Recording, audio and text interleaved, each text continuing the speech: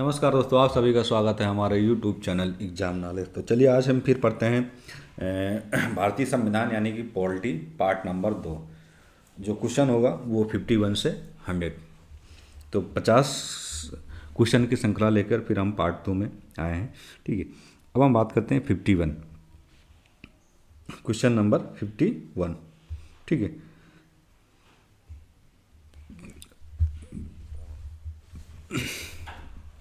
भारत में संघीय व्यवस्था किस देश से ली गई थी?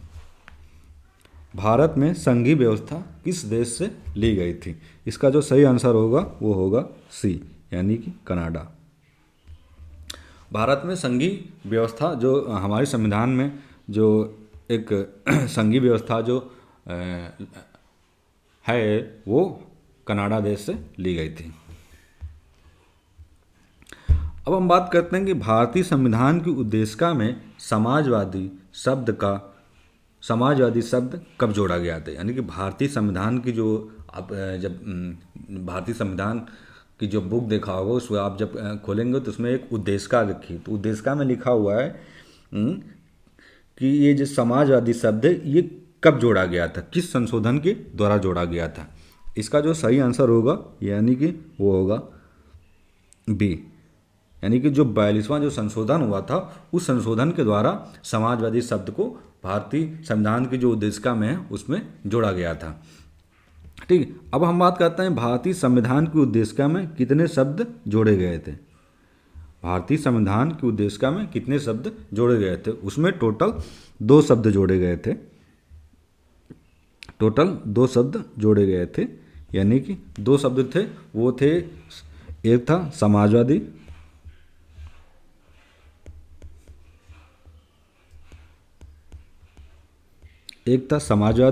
दूसरा था पंथ निरपेक्ष। निरपेक्ष 2 शब्द जोड़े गए थे भारतीय संविधान की उद्देशिका में, यानी कि जो 42वां संविधान संशोधन हुआ था। ठीक, ये 2 शब्द जोड़े गए थे, समाजवादी और पंथ निरपेक्ष।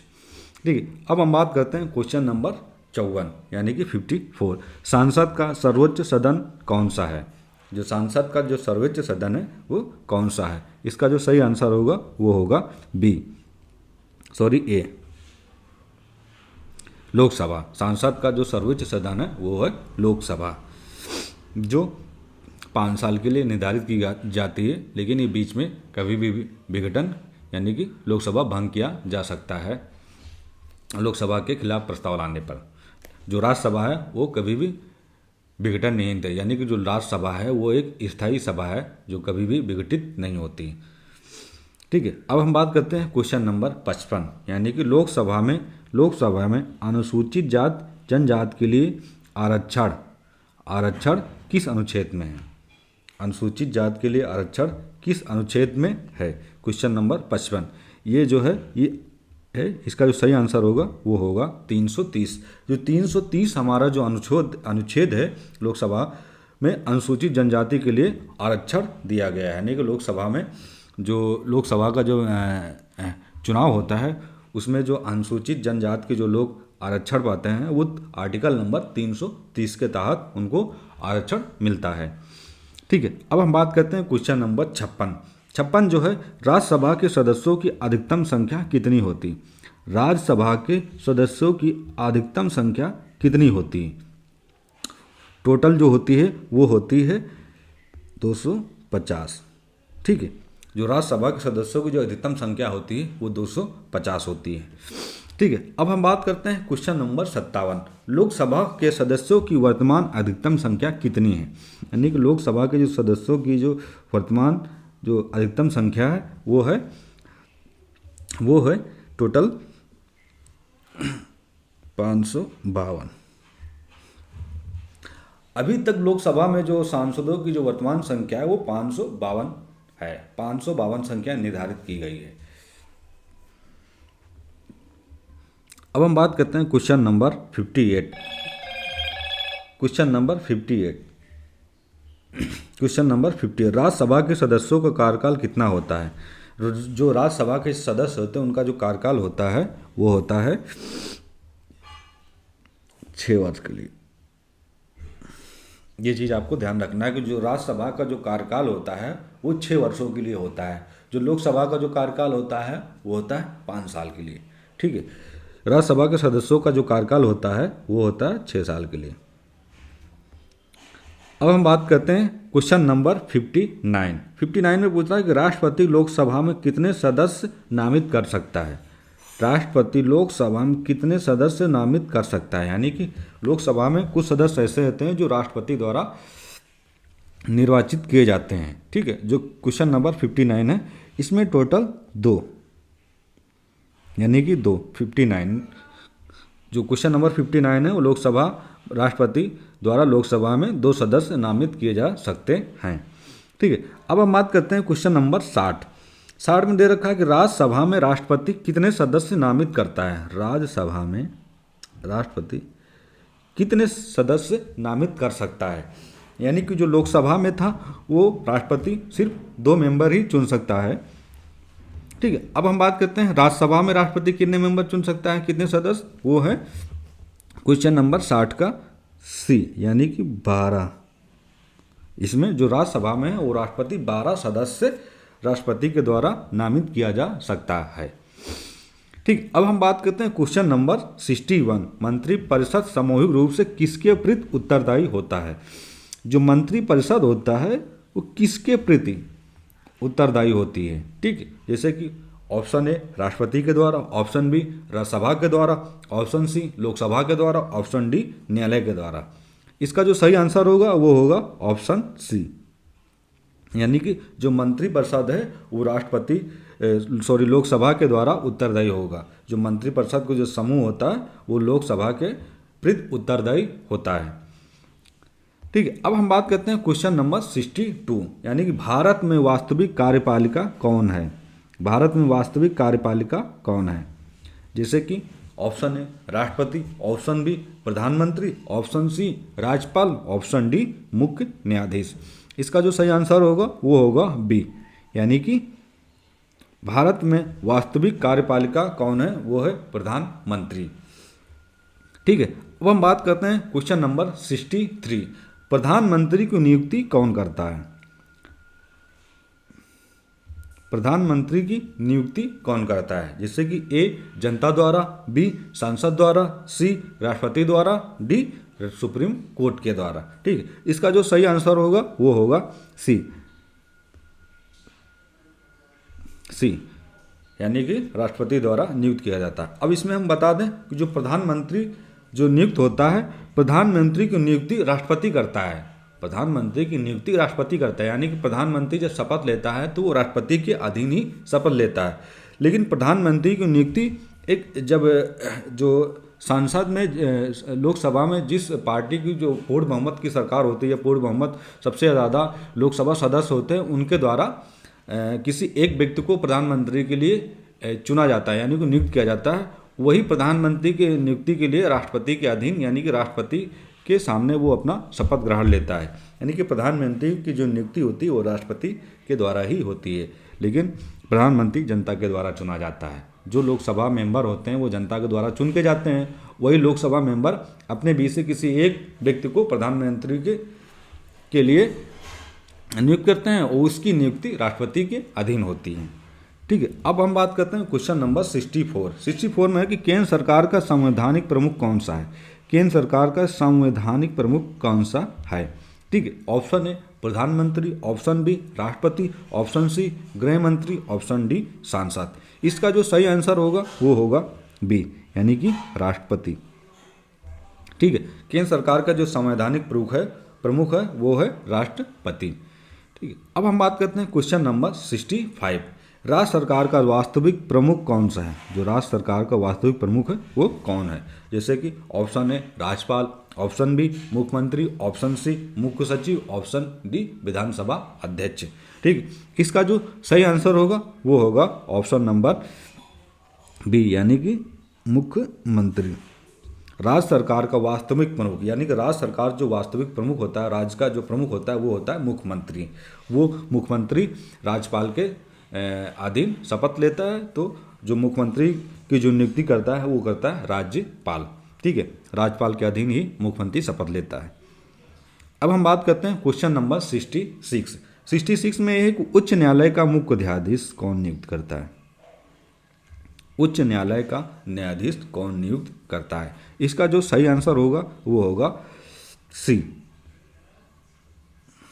वो होगा सी, यानी कि उच्च न्यायालय का जो मुख्य न्यायाधीश है वो राष्ट्रपति नियुक्त करता है। ठीक है, अब हम बात करते हैं क्वेश्चन नंबर 67। 67 में पूछा गया है न्यायाधीशों की सेवानिवृत्ति आयु सुप्रीम कोर्ट में कितनी निर्धारित की गई है? जो सेवानिवृत्ति आयु है वो सुप्रीम कोर्ट में कितनी है? जैसे कि option A 60, option B 62, option C 65, option D 68। इसका जो सही आंसर होगा वो होगा सी, यानी कि 65। जो सेवानिवृत्ति की जो आयु है सुप्रीम कोर्ट ने न्यायाधीशों की वो है 65, यानी कि 65 वर्ष। ठीक है, अब हम बात करते हैं क्वेश्चन नंबर 68। 68 में पूछा गया उच्च न्यायालय के न्यायाधीश की नियुक्ति की आयु, जो उच्च न्यायालय की जो नियुक्ति की आयु है वो कितनी है? जैसे कि 60 वर्ष है, ऑप्शन बी 62 वर्ष, ऑप्शन सी 65, ऑप्शन डी 70। इसका जो सही आंसर होगा वो होगा ऑप्शन बी, यानी कि जो उच्च न्यायालय के न्यायाधीशों की जो सेवानिवृत्ति वो है सिर्फ 62, यानी कि जो उच्च न्यायालय के न्यायाधीशों की जो सेवानिवृत्ति वो 62 वर्ष है, और जो न्यायाधीशों के जो सुप्रीम कोर्ट के जो सुप्रीम कोर्ट के जो सेवानिवृत्त हैं उनकी है 65 वर्ष। ठीक है, अब हम बात करते हैं क्वेश्चन नंबर 69। अब भारत में कुल कितने उच्च न्यायालय हैं? भारत में कुल कितने उच्च न्यायालय हैं? भारत में कुल कितने उच्च न्यायालय हैं? वो हैं टोटल 24। भारत में कुल टोटल 24 उच्च न्यायालय हैं। अब हम क्वेश्चन नंबर पढ़ते हैं 70, यानी कि 70। न्यायपालिका की स्वतंत्रता किस देश से ली गई? यानी कि हमारी जो भारत की जो न्यायपालिका ये स्वतंत्र रूप से स्वतंत्र है, जो किसी के भी रोक टोक या किसी के भी अधीन वो काम नहीं करता है। भारत की जो न्यायपालिका है वो हमारे संविधान के अधीन, संविधान में जो प्रक्रिया दी गई उसी के तौर पे न्यायपालिका काम करती है। ठीक है, तो ये जो प्रक्रिया है वो किस देश से ली गई है? जैसे कि ऑप्शन ए ब्रिटेन से, ऑप्शन बी अमेरिका से, ऑप्शन सी कनाडा से, ऑप्शन डी फ्रांस से। इसका जो सही आंसर होगा वो होगा ऑप्शन बी, यानी कि अमेरिका से। जो न्यायपालिका की जो स्वतंत्रता है वो अमेरिका से ये प्रक्रिया ली गई है। ठीक है, अब हम बात करते हैं क्वेश्चन नंबर 71, यानी कि 71। चुनाव आयोग में मुख्य चुनाव आयुक्त की नियुक्ति कौन करता है? जो चुनाव आयोग होता है उसमें एक मुख्य चुनाव आयुक्त होता है जो सारी प्रक्रियाओं पर नज़र रखता है। इसकी जो नियुक्ति है वो कौन करता है? इसकी नियुक्ति राष्ट्रपति करता है। इसकी जो नियुक्ति है वो राष्ट्रपति करता है। ठीक है, अब हम बढ़ते हैं क्वेश्चन नंबर 72, यानी कि 72। चुनाव आयोग एक संवैधानिक निकाय है। संवैधानिक निकाय है, ये क्वेश्चन दोबारा रिपीट हुआ है। जो चुनाव आयोग है इसका जो सही आंसर होगा वो होगा सी।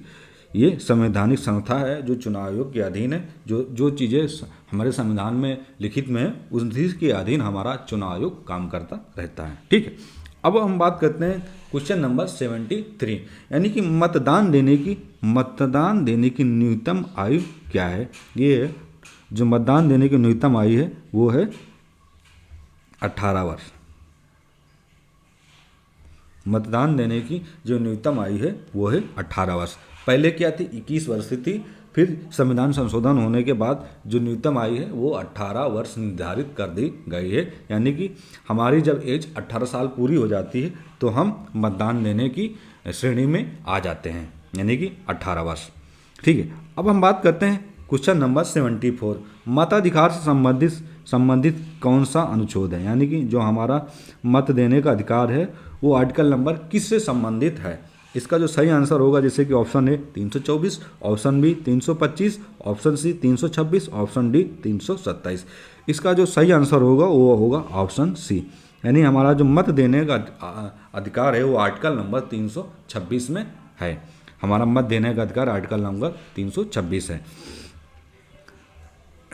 326 है। अब हम बात करते हैं क्वेश्चन नंबर 75। भारत का पहला मुख्य चुनाव आयुक्त कौन था? भारत का पहला मुख्य चुनाव आयुक्त कौन था? जिससे कि ऑप्शन है Sukumar Sen, option B T N. Sen, option C M S. Gill, option D K Sundaram. इसका जो सही आंसर होगा वो होगा ऑप्शन ए, इसका जो सही आंसर होगा वो ऑप्शन ए, यानी कि सुकुमार सेन भारत का पहला मुख्य चुनाव आयुक्त नियुक्त किया गया था। ठीक है, अब हम बात करते हैं क्वेश्चन नंबर 76। 76 जो है, राष्ट्रीय मानव अधिकार आयोग किस वर्ष बना, यानी कि जो राष्ट्रीय मानव अधिकार है वो किस साल बनाया गया था। ठीक है, जैसे कि ऑप्शन है 1990 में, ऑप्शन बी 1991 में, ऑप्शन सी 1992 में, ऑप्शन सी 1993 में। इसका जो सही आंसर होगा वो होगा ऑप्शन नंबर डी, यानी कि राष्ट्रीय मानव अधिकार आयोग 1993 में बना, 1993 में। इसका जो सही आंसर होगा ऑप्शन डी। ठीक है, अब हम बात करते हैं क्वेश्चन नंबर 77।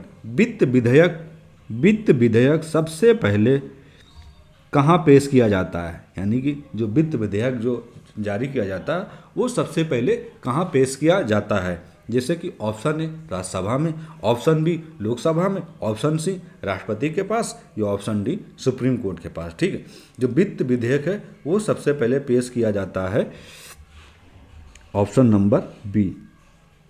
ठीक है, ऑप्शन नंबर बी, यानी कि वित्त विधेयक सबसे पहले पेश किया जाता है लोकसभा में। ठीक, जब लोकसभा में वो विधेयक पास हो जाता है तब वो राज्यसभा में भेजा जाता है। ठीक है, इसका जो सही आंसर होगा वो होगा ऑप्शन बी। ठीक, अब हम बात करते हैं क्वेश्चन नंबर 78, यानी कि 78 है वो धन विधेयक। धन विधेयक को कौन प्रमाणित करता है कि ये धन विधेयक है। जब धन विधेयक जारी किया जाता है तो इसको कौन प्रमाणित करता है कि ये धन विधेयक है या नहीं है। ठीक है, जैसे कि ऑप्शन ए राष्ट्रपति, ऑप्शन बी प्रधानमंत्री, ऑप्शन सी लोकसभा अध्यक्ष, या ऑप्शन डी राज्यसभा सभापति।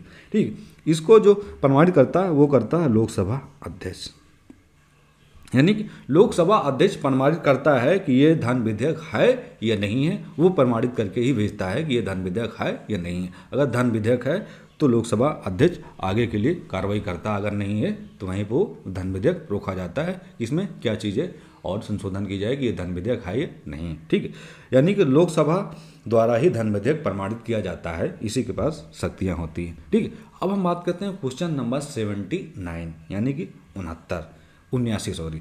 ठीक है, 79 राज्यसभा का सभापति कौन होता है। ठीक है, राज्यसभा का जो सभापति होता है इसका जो आंसर होगा वो होगा सी, यानी कि इसका जो सही आंसर होगा वो होगा सी। राज्यसभा का जो सभापति होता है वो होता है उपराष्ट्रपति होता है राज्यसभा का सभापति। अब हम बात करते हैं उपराष्ट्रपति का कार्यकाल कितने वर्ष का होता है। उपराष्ट्रपति का जो कार्यकाल होता है वो कितने वर्ष का। ऑप्शन ए 4 वर्ष, ऑप्शन बी 5 वर्ष, ऑप्शन सी 6 वर्ष, ऑप्शन डी 7 वर्ष।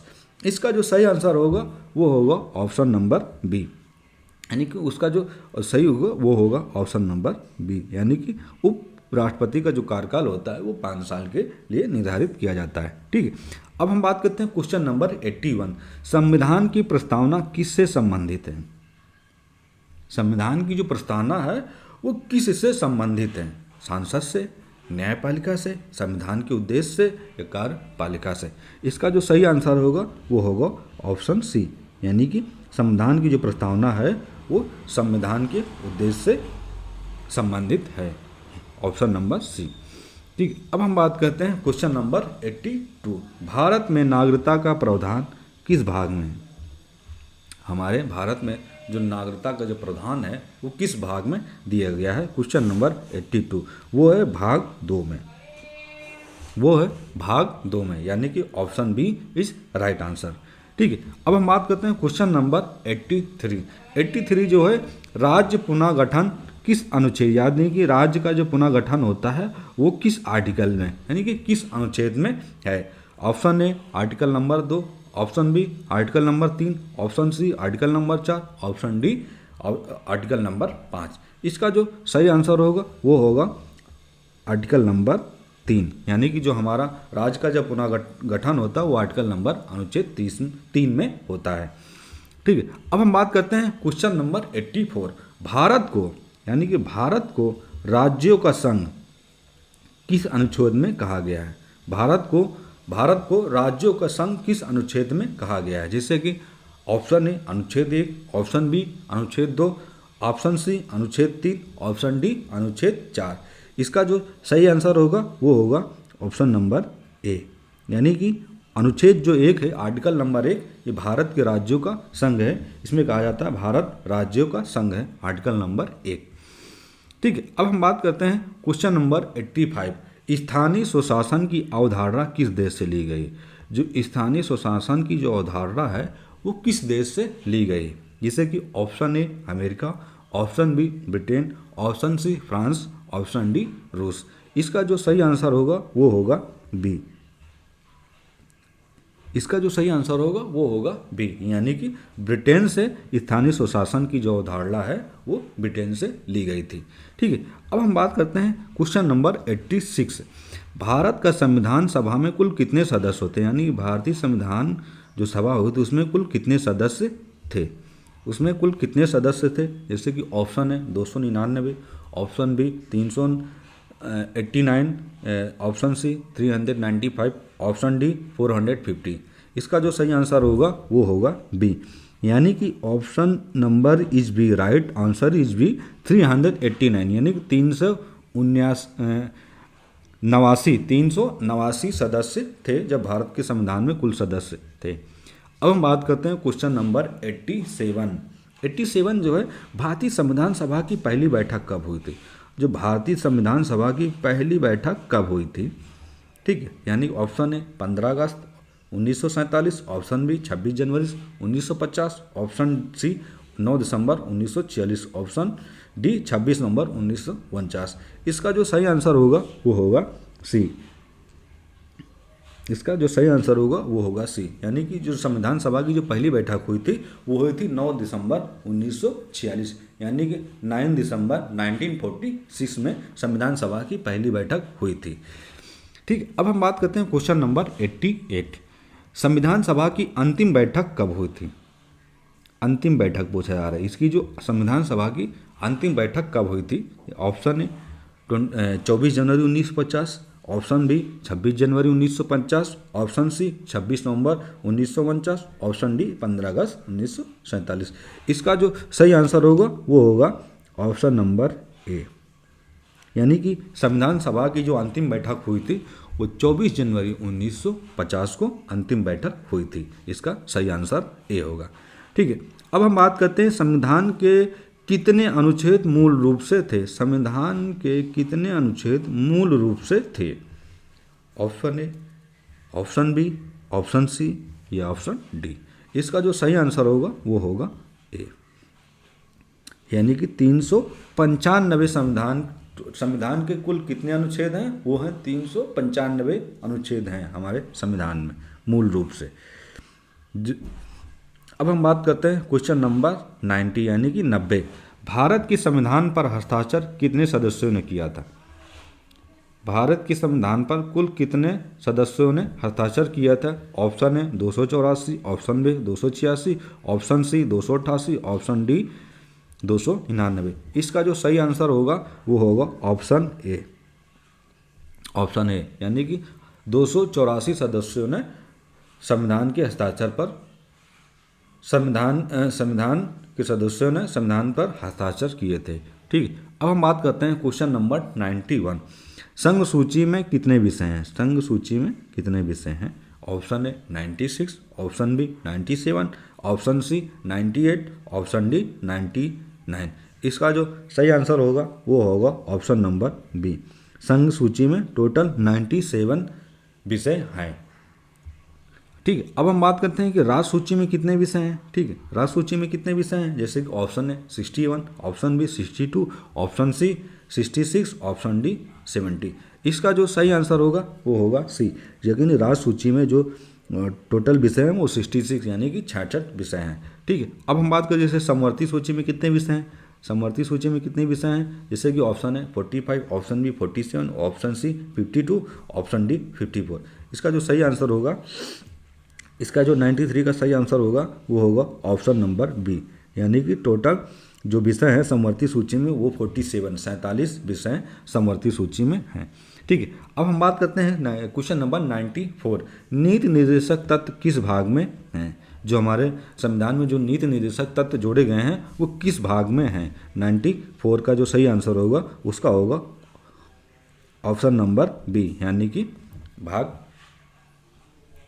4 में, भाग 4 में है निर्देशक तत्व, इसका सही आंसर होगा।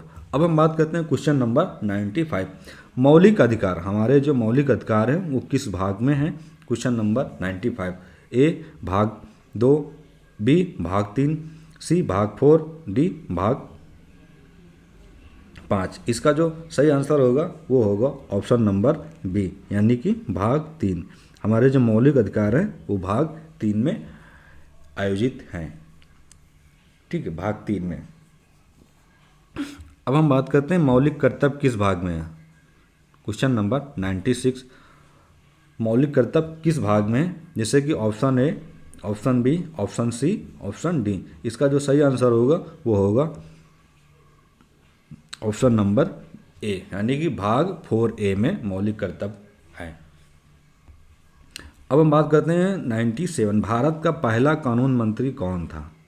भारत का पहला कानून मंत्री कौन था? Pandit Jawaharlal Nehru, option A, option B doctor Ambedkar, option C Sardar Patel, option D doctor Rajendra Prasad. इसका जो सही आंसर होगा वो होगा ऑप्शन नंबर बी, यानी कि doctor Ambedkar, doctor BR Ambedkar Bharat के पहले कानून मंत्री थे। ठीक, अब हम बात करते हैं क्वेश्चन नंबर 98। संविधान की आत्मा किसे कहा जाता है?